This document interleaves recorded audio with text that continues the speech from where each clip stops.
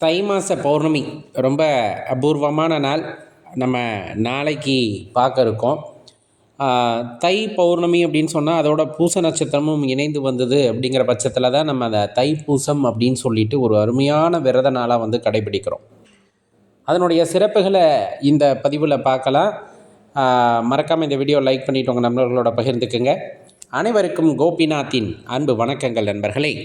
நாளை தை மாதம் வருகின்ற பௌர்ணமி திதி ரொம்ப அற்புதமானது அப்படின்னு சொல்லலாம்.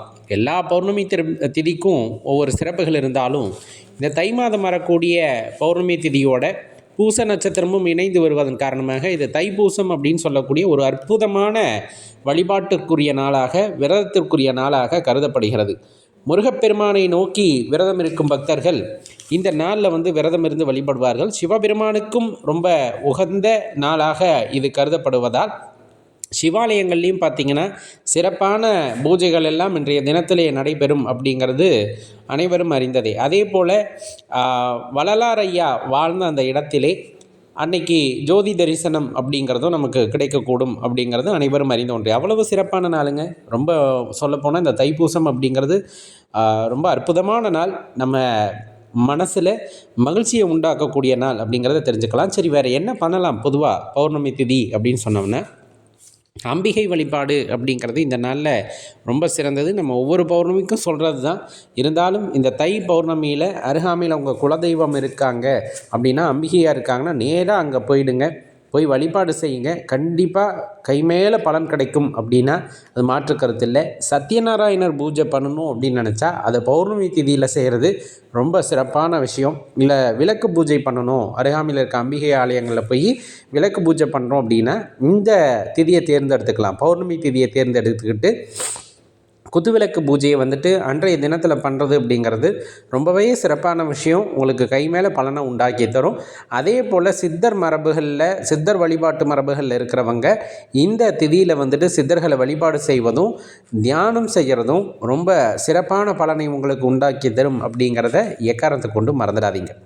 ரொம்ப முக்கியமாக இந்த பௌர்ணமி கிரிவலம் வர்றது அப்படிங்கிறது இது பார்த்திங்கன்னா இன்றைக்கி பின்னிரவு 4:40க்கு பௌர்ணமி திதி ஆரம்பிக்கும். அதாவது ஞாயிற்றுக்கிழமை காலை 4:40க்கு பௌர்ணமி திதி ஆரம்பித்து அடுத்த நாள் காலை, அதாவது திங்கட்கிழமை அன்றைக்கி காலையில் 4:44க்கு திதி நிறைவு பெறுகிறது. அப்போ இந்த காலகட்டங்களில் நம்ம கிரிவலம் வர்றது அப்படிங்கிறது கண்டிப்பாக அந்த பௌர்ணமி திதி கிரிவலம் அப்படிங்கிறது ரொம்ப சிறப்பானதாக இருக்கும் அப்படிங்கிறதையும் மறந்துடக்கூடாது.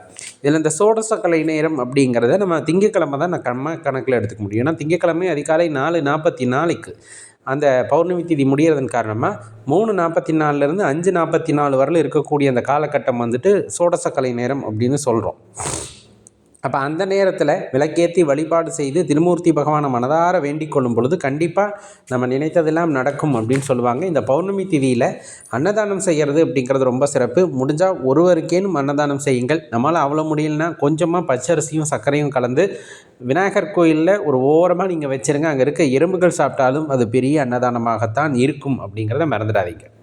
இன்னும் பல சிறப்புகளை கொண்ட இந்த தைப்பூசம் அப்படின்னு சொல்லக்கூடிய தை பௌர்ணமி தினத்தை தவற விட்டுறாதீங்க. மறக்காமல் உங்கள் நண்பர்களோடையும் பகிர்ந்துக்குங்க. நன்றி, வணக்கம்.